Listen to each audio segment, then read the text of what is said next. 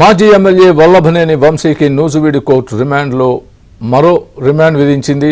నకిలీ ఇళ్ల పట్టాల పంపిణీ కేసులో వంశీకి ఈ నెల 29 వరకు రిమాండ్ విధించారు. ఇదే కేసులో వంశీ ప్రధాన అనుచరుడు ఓలుపల్లి మోహన్ రంగారావుకు రిమాండ్ విధించారు. మరోవైపు వంశీపై పీటీ వారెంట్కు నూజివీడు కోర్టు అనుమతిచ్చింది.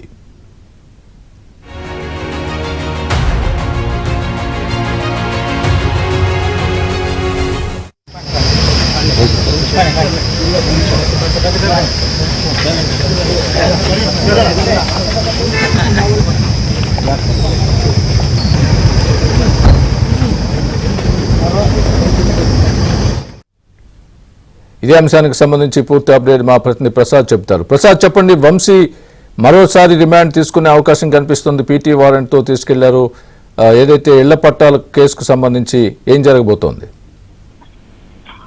స్వామి వైసీపీ నేత మాజీ ఎమ్మెల్యే వల్లభనేని వంశీ కేసులు అంటాడుతా ఉన్నాయి. గత వైసీపీ అడ్డం పెట్టుకుని అడ్డుగోలుగా వ్యవహరించిన వైనంపై ఇప్పుడు వరుసగా కేసులు నమోదవటం, రిమాండ్ ఖైదీగా జిల్లా జైల్లో కొనసాగుతూ ఉన్నారు. ఇప్పటికే అతనిపై గన్నవరం తెలుగుదేశం పార్టీ కార్యాలయంపై దాడి ఘటన కేసులో 77 బయటపడేందుకు మాఫీ చేసేందుకు ఆ కేసులో ఫిర్యాదుదారుడిగా ఉన్న సత్యవర్ధన్ ను కిడ్నాప్ చేసి బెదిరించిన కేసులో A1 గా కూడా ఆయన జిల్లా జైల్లో కొనసాగుతూ ఉన్నారు.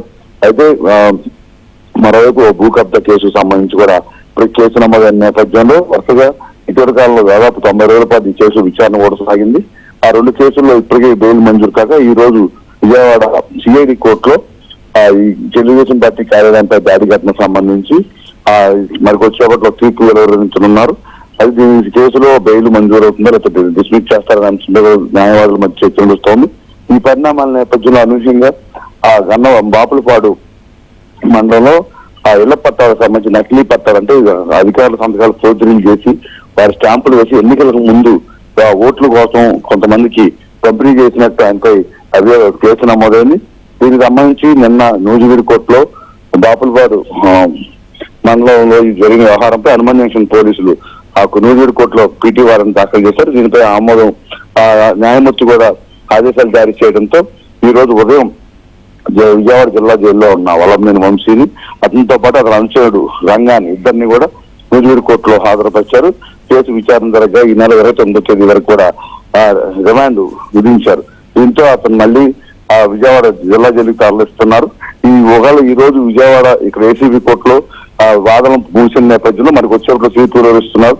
అందులో కనుక అతని బెయిల్ మంజూరు అయితే నూజివీడు ఈ రోజు రిమాండ్ విధించిన నేపథ్యంలో నూజివీడు కోర్టుకు తరలించే అవకాశం ఉందని చెప్తున్నారు. ఒకవేళ బెయిల్ కనుక డిస్మిస్ అయితే ఇదే విజయవాడ కోర్టులోనే అతను ఉంటుందని కూడా న్యాయవాదులు చెప్తా ఉన్నారు. మరోవైపు గన్నవరంలో కూడా మైనింగ్ సంబంధించి మట్టి మాఫియాకు సంబంధించి కేసు నమోదైంది.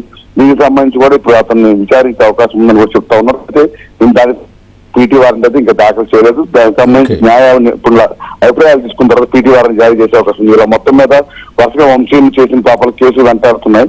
ఈ దాని నుంచి ఎప్పటికప్పుడు కోర్టుల్లో ఇచ్చే తీర్పులను బట్టి అతనిపై చర్యలు ఉంటాయని కూడా అందరూ భావిస్తున్నారు.